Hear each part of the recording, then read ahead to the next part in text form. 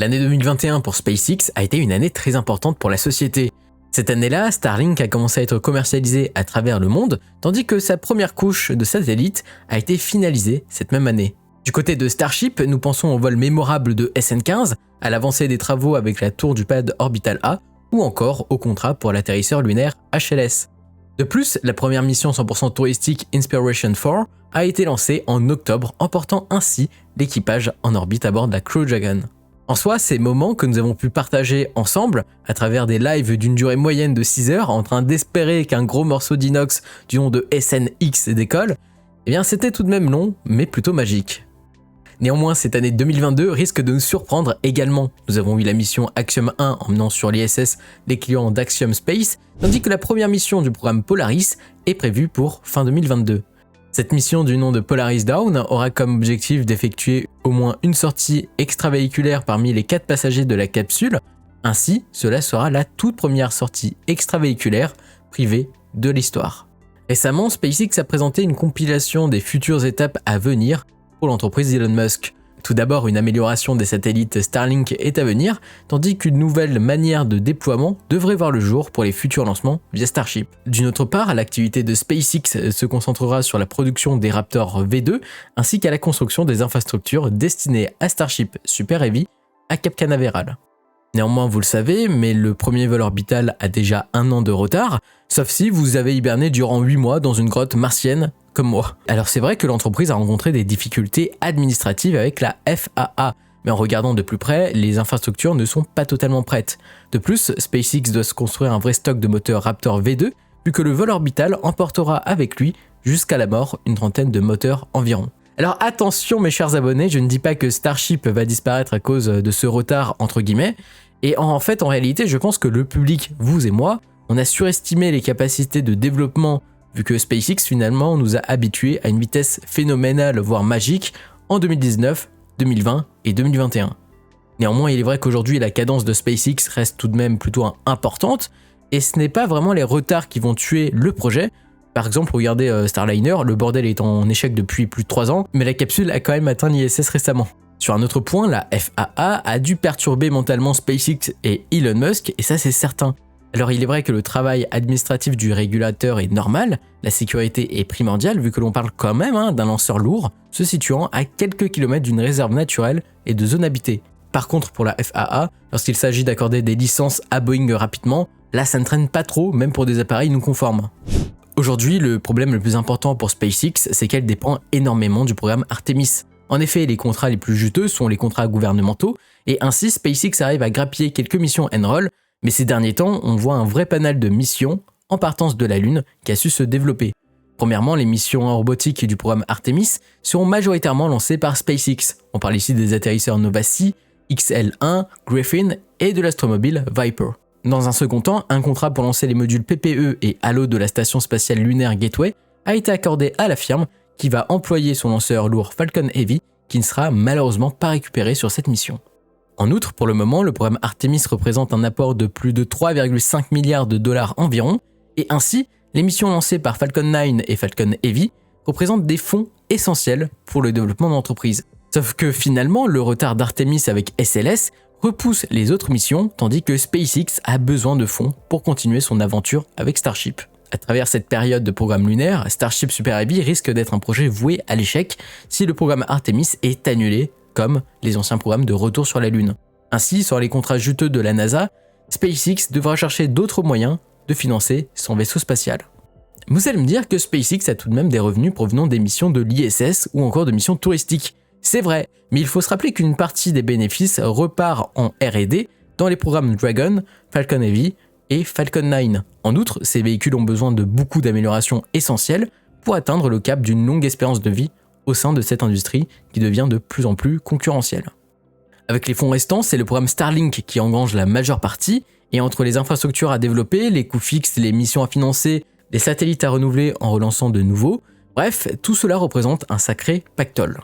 Mais Elon Musk et SpaceX nous présentaient à la base Starlink comme une constellation qui permettrait de financer le développement de Starship. Sauf qu'aujourd'hui, si SpaceX veut renforcer son chiffre d'affaires en augmentant son nombre d'abonnés, le réseau doit continuer de s'étendre, c'est-à-dire qu'il faudra plus de stations au sol, plus de satellites, plus de lancements et donc plus de missions de maintenance qui sont à prévoir dans le futur. Avec un premier mois autour des $600 puis des revenus mensuels de $100 environ par utilisateur, ceci représente à l'année, pour environ 500 000 utilisateurs, un chiffre d'affaires total de 849 millions de dollars, ce qui représente 13 lancements de missions Starlink en Falcon 9.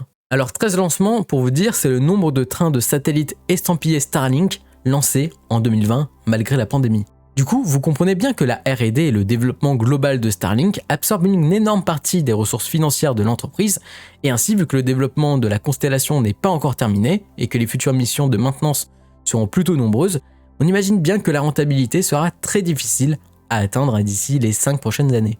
Néanmoins, il existe une solution, mais cela risque de ne pas plaire aux fans et aux utilisateurs. En effet, au lieu de vendre Starlink à des particuliers et à des professionnels, SpaceX pourrait se concentrer sur le B2B, donc sur la vente de ses services exclusivement aux entreprises. Ainsi, SpaceX sera sur une position plus propice pour augmenter significativement ses tarifs face à des clients professionnels, car augmenter les tarifs face aux particuliers n'aidera certainement pas l'entreprise. Par exemple, en Europe, il est très difficile pour le service de se faire une place, vu que le marché européen propose des offres fibres plus performantes et moins chères. Et attention, ici je ne parle pas de fibre coaxiale, qui est bien évidemment inférieure aux autres.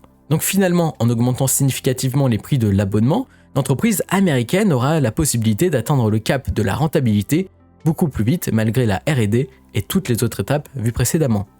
Par ailleurs, SpaceX est dans un certain cercle vicieux parce que Starship permettrait de réduire un petit peu les coûts de lancement pour Starlink, qui Starlink tente de financer le programme Starship, qui Starship finalement continuera de rencontrer des retards vu que c'est ça le spatial.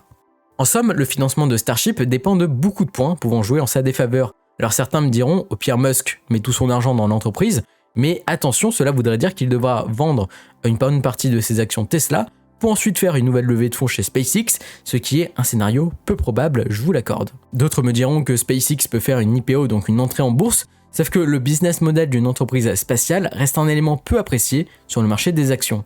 Par exemple, nous avons vu que même en dehors du bear market, les actions d'Astra, Rocket Labs et de Virgin Galactic n'ont jamais été ultra exceptionnelles.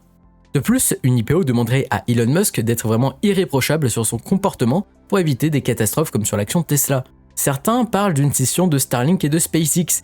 Néanmoins, une nouvelle entité Starlink serait sur la pire position possible pour émettre des parts de son capital, vu que les bénéfices risquent d'être trop maigres. D'autre part, si une introduction en bourse de SpaceX ou de Starlink doit avoir lieu, la réalité c'est que les baleines attendront sagement un sentiment d'achat très fort provenant des fans, pour ensuite placer une grande quantité d'ordres de short, ce qui pourrait nous donner une belle bougie verte, puis une grosse bougie rouge, qui sera certainement démentielle. Alors ce qu'il y a à noter, c'est que les baleines sont les puissants du monde de la finance, qui ont beaucoup plus de fonds que tous les fans réunis.